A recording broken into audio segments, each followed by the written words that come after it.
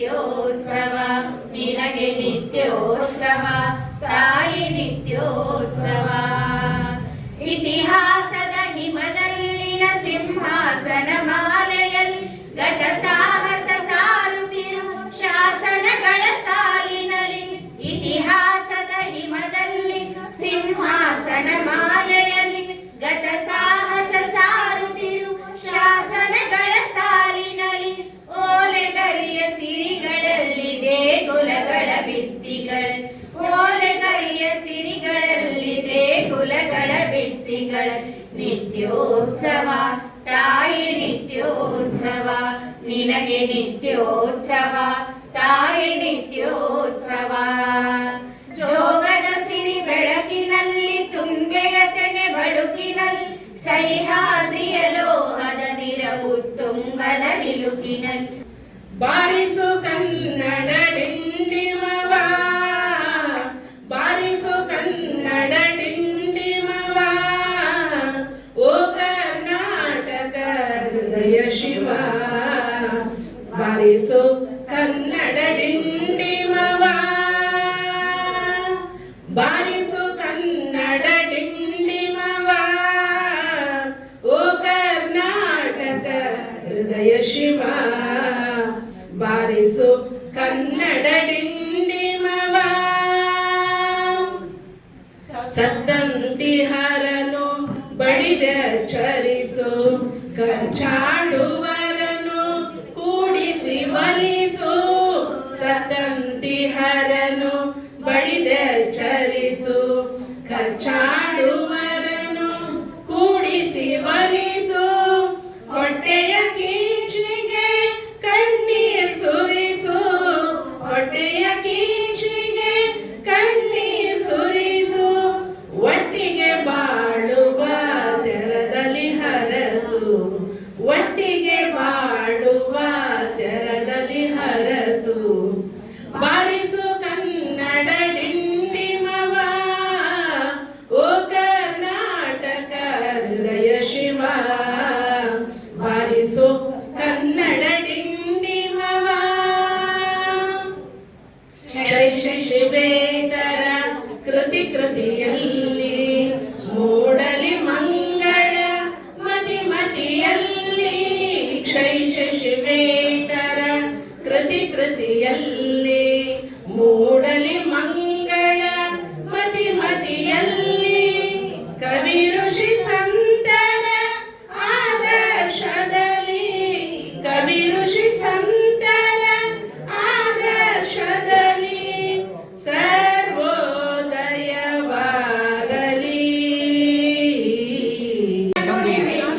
ಮಣಿಮಾಲೆ ಭುವನೇಶ್ವರಿ, ಜಯ ಜಯ ಜಯ ಕನ್ನಡ ರಾಜೇಶ್ವರಿ. ಶರಣು ಬಂದೆ ಪಾದಕ್ಕೆ ಭುವನೇಶ್ವರಿ.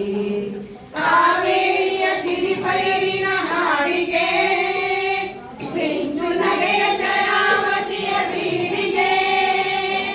ಕಾವೇರಿಯ ಸಿರಿಪೈರಿನ ಹಾಡಿಗೆ ಮಿಂಚು ನಗೆಯ ಶರಾವತಿಯ ಬೀಡಿಗೆ. ವಿರೂಪಾಕ್ಷ ಚಾಮುಂಡಿಯ ಜೋಡಿಗೆ, ವಿರೂಪಾಕ್ಷ ಚಾಮುಂಡಿಯ ಜೋಡಿಗೆ. ಮಣಿವೆನೂರು ವೈಭವಗಳ ನಾಡಿಗೆ, ಮಣಿವೆನೂರು ವೈಭವಗಳ ನಾಡಿಗೆ. ಜಯ ಜಯ ಜಯ ಕನ್ನಡ ರಾಜೇಶ್ವರಿ. ಶರಣು ಬಂದೆ ಪಾದಕ್ಕೆ ಭುವನೇಶ್ವರಿ. ಜಯ ಜಯ ಜಯ ಕನ್ನಡ ರಾಜೇಶ್ವರಿ. ಶರಣು ಬಂದೆ ಪಾದಕ್ಕೆ ಭುವನೇಶ್ವರಿ. ಶರಣು ಬಂದೆ ಪಾದಕ್ಕೆ ಭುವನೇಶ್ವರಿ. ಶರಣು ಬಂದೆ ಪಾದಕ್ಕೆ ಭುವನೇಶ್ವರಿ. ನಮ್ಮ ಮನೆಯವ್ರಿಗೆ ಅಕ್ಕ ತಂಗಿಯರ ಮೇಲೆ ಬಹಳ ಪ್ರೀತಿ ಇತ್ತು.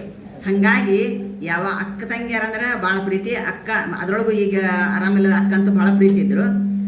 ಹಾಗಾಗಿ ಆ ಅಕ್ಕ ಬರೆದಿದ್ದು ಚಿಂತೆಲೆ ಈ ಎಲ್ಲ ಅಕ್ಕ ತಂಗಿಯರನ್ನ ಕರೆಸ್ಕೊಂಡೇ ಬಿಟ್ಟಾರೆ. ಮತ್ತು ನಮ್ಮ ಎಲ್ಲ ಗೆಳತಿಯರ ಇದ್ರಲ್ಲ ಅವರೆಲ್ಲರೂ ನಮ್ಮ ಮನೆಯವ್ರಿಗೆ ಭಾಳ ಪರಿಚಿತರು. ಅವ್ರು ಈಗಲೂ ಸಹಿತ ನೆನೆಸ್ತಾರೆ, ಮೇಡಮ್ ನಿಮಗಿಂತ ಸರ ಭಾಳ ನಮ್ಗೆ ಇದು ರೀ ಅಂಥೇಳಿ.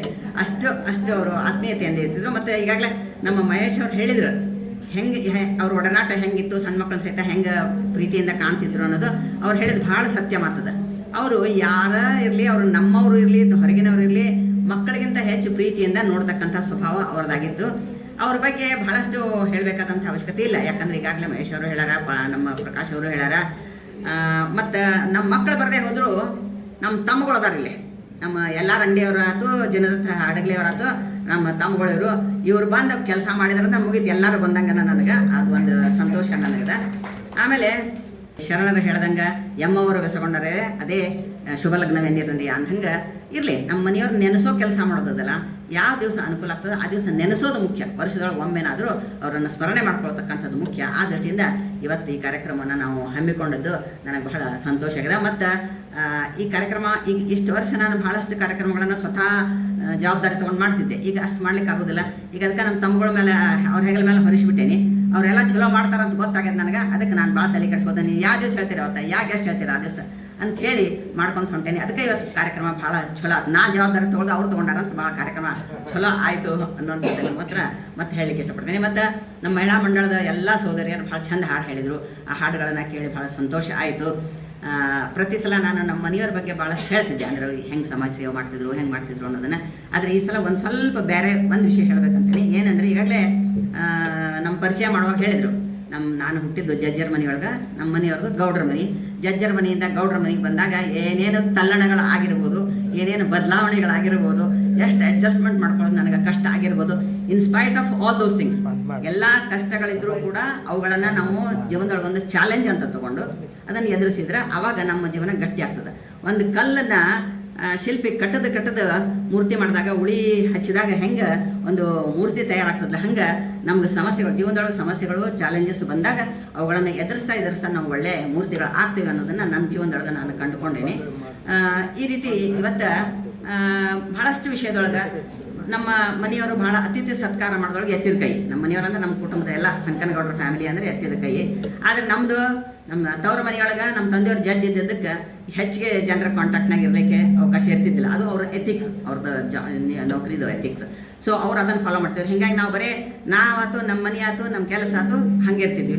ಆದರೆ ಗೌಡ್ರ ಮನೆಗೆ ಬಂದಮೇಲೆ ಅತಿಥಿ ಸತ್ಕಾರ ಮಾಡೋದು, ಜನರ ಜೊಳಗೆ ಯಾವ ರೀತಿ ಬೆರಿಬೇಕು ಅನ್ನೋದು, ಅದನ್ನೆಲ್ಲನೂ ನಾನು ಕಲ್ತ್ಕೊಂಡೆ. ಮತ್ತು ಇವತ್ತು ನಾನು ಆ ರೀತಿ ಅತಿಥಿ ಸತ್ಕಾರ ಮಾಡೋದ್ರೊಳಗೆ ಭಾಳ ಸಂತೋಷ ಕಾಣ್ತಾ ಇದ್ದೇನೆ.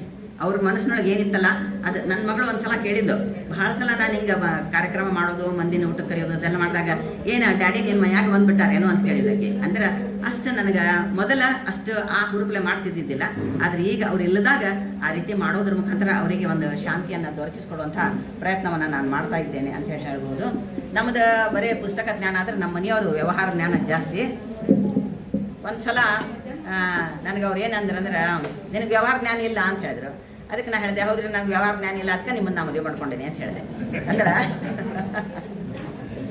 ಅದು ಭಾಳ ಮಹತ್ವದ ಜೀವನದೊಳಗೆ ಆ ವ್ಯವಹಾರ ಜ್ಞಾನ ಅಂದ್ರೆ. ಅವ್ರು ಭಾಳ ಸಮಾಜಮುಖಿ ಮನುಷ್ಯ, ಜನಾನುರಾಗಿ. ಅವ್ರಿಗೆ ಯಾವತ್ತೂ ಜನ ಬೇಕು. ಕೊನೆಯ ತನಕನೂ ಸಹಿತ, ಕೊನೆಯ ದಿನಗಳಲ್ಲಿ ಅವ್ರಿಗೆ ಆರಾಮಿಲ್ದಾಗ ಸಹಿತ ನಾವು ಬೆಡ್ರೂಮ್ನಾಗ ಮಲ್ಕೊಡ್ರಿ ಅಂತ ಹೇಳಿದ್ರೆ, ಇಲ್ಲಿಲ್ಲ ನಾನು ಹಾಲ್ನಾಗ ಮಲ್ಕೋತೀನಿ, ಎಲ್ಲ ಜನರು ನನಗೆ ಬರಲಿ ಮಾತಾಡಿಸ್ಲಿ ಅಂತ ಹೇಳಿ ಇಷ್ಟಪಡ್ತಿದ್ರು. ಮತ್ತು ಮುಂಜಾನಿಂದ ಸಂಜೆ ತನಕ ಜನ ಬಂದೇ ಬರ್ತಿದ್ರು ಅವ್ರು ಭೇಟಿ ಆಗಲಿಕ್ಕೆ. ನನಗೆ ಏನು ಆತಂಕ ಅಂತಂದ್ರೆ, ಅವ್ರಿಗೆ ಊಟ ಸಹಿತ ಮಾಡ್ಲಿಕ್ಕೆ ಟೈಮ್ ಸಿಗ್ತಿದ್ದಿಲ್ಲ. ಅದಕ್ಕೆ ಜನ ಬಂದ್ಗಳು ಬೇಡ್ತಾರೆ, ಈಗ ಬೇಡ್ತಾರೆ ಅನ್ನೋರು. ಜಾತಿ ಇಲ್ಲದ ಭೀತಿ ಇಲ್ಲದ ನಾಡ ಕಟ್ಟುತ್ತೇವ, ಕುಲವೆನ್ನದ ಮನುಜ ಕುಲದ ಹೊಸ ಹಾಡ ಬರೆಯುತ್ತೇವ, ಇಲ್ಲದ ಹಾಡ ಬರೆಯುತ್ತೇವ. ಕಟ್ಟುತ್ತೇವ ನಾವು ಕಟೆ ಕಟ್ಟುತ್ತೇವ, ಒಡೆದ ಮನಸ್ಸುಗಳ ಕಂಡ ಕನಸುಗಳ ಕತೆ ಕಟ್ಟುತ್ತೇವ, ನಾವು ಕನಸ ಕಟ್ಟುತ್ತೇವ.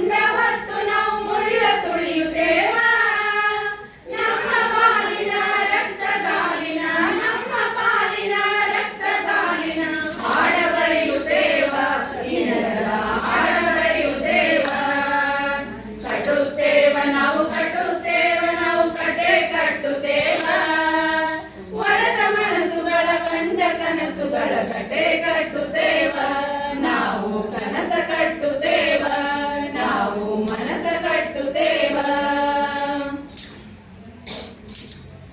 ದೇವರಿಲ್ಲದ ದಾರಿ ತುಳಿಯುತ್ತೇವ ದೇವರಿಲ್ಲದ ದೈವವಿಲ್ಲದ ದಾರಿ ತುಳಿಯುತ್ತೇವ ನಮ್ಮ ಮನಸ್ಸಿಂದ ನಿಮ್ಮ ಮನಸ್ಸಿಗೆ ನಮ್ಮ ಮನಸ್ಸಿಗೆ ಸೇತು ಕಟ್ಟುತ್ತೇವ ಒಟ್ಟುಗೂಡುತ್ತೇವ ನಾವು ಒಟ್ಟುಗೂಡುತ್ತೇವ ನಾವು ಒಟ್ಟುಗೂಡುತ್ತೇವ ಹಚ್ಚೇವು ಕನ್ನಡದ ದೀಪ ಹಚ್ಚೇವು ಕನ್ನಡದ ದೀಪ ಹಚ್ಚೇವು ಕನ್ನಡದ ದೀಪ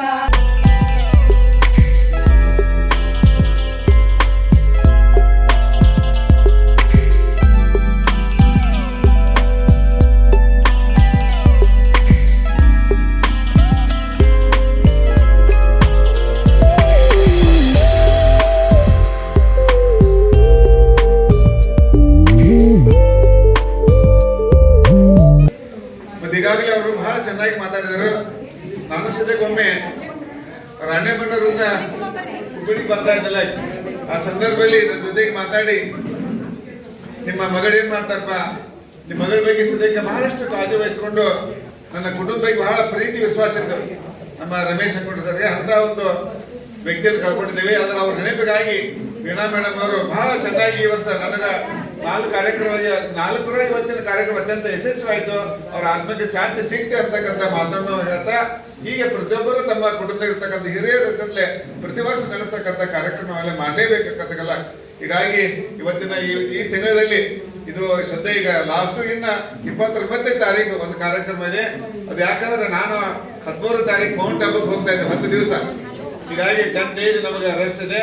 ಹೀಗಾಗಿ ಬಂದು ಮತ್ತೆ 29ಕ್ಕೆ ನಮ್ಮ ಬಸವರಾಜ್ ಕಟ್ಟಿಮನಿ ಅವರ ಒಂದು ದತ್ತಿ ಕಾರ್ಯಕ್ರಮ, ಅದಕ್ಕೆ ನಮ್ಮ ಬಸವರಾಜ್ ಕಟ್ಟಿಮನಿ ಟ್ರಸ್ಟ್ ಅಧ್ಯಕ್ಷರು ಬರ್ತಾ ಇದ್ದಾರೆ ಯಲ್ಲಪ್ಪ ಎಮ್ಮಡಿ ಅವರು. ಅವತ್ತು ಸದ್ಯಕ್ಕೆ ಮೇಡಮ್ ಅವರು ಬಹಳ ಚೆನ್ನಾಗಿ ಒಳ್ಳೆ ಕಾರ್ಯಕ್ರಮ ಮಾಡೋದಂತ ಹೇಳ್ತಾ, ಮಹಾನಗರ ಪಾಲಿಕೆಯವರು ನನಗೆ ಗುರುತಿಸಿ ಧೀಮಂತ ಪ್ರಶಸ್ತಿನ ಕೊಟ್ಟರು. ಆ ಒಂದು ಧೀಮಂತ ಪ್ರಶಸ್ತಿನ ಎಷ್ಟೊಂದು ಪ್ರೀತಿ ಮತ್ತು ಅಭಿಮಾನದಿಂದ ನಮ್ಮ ಸಾಹಿತ್ಯ ಪರಿಷತ್ತಿನಿಂದ ನಂಗೆ ಲಿಂಗರಾಜ ಹೆಗಡೆ ಸರ್ ಹೇಳ್ಯಾರ್ರಿ ನಿಮ್ಗೆ ಸನ್ಮಾನ ಅಂತ ಹೇಳಿ ಮಹಾಂತೇಶ್ ನರೇಗಲ್ ಸರ್ ಫೋನ್ ಮಾಡಿದಾಗ, ಇರ್ಲಿ ಬಿಡ್ರಿ ಸರ್ ಯಾಕೆ ಅಲ್ಲಿ ಮಾಡಿಸ್ಕೊಂಡೇವಿ ಅಂದೆ. ಇಲ್ರಿ ನಮ್ಮವರು ನಿಮಗೆ ಮಾಡಲಿಲ್ಲ ಅಂದ್ರೆ ಹೆಂಗೆ, ಅದಕ್ಕೆ ಮಾಡ್ತೇವೆ ಅಂತ ಹೇಳಿದಾಗ ತವ್ರ ಮನಿ ಸನ್ಮಾನ ರೀ ನನಗೆ. ಸಾಹಿತ್ಯ ಪರಿಷತ್ತು ಅಂದ್ರೆ ನನ್ನ ತವ್ರ ಮನಿ ಇದ್ದ ಹಾಗೆ.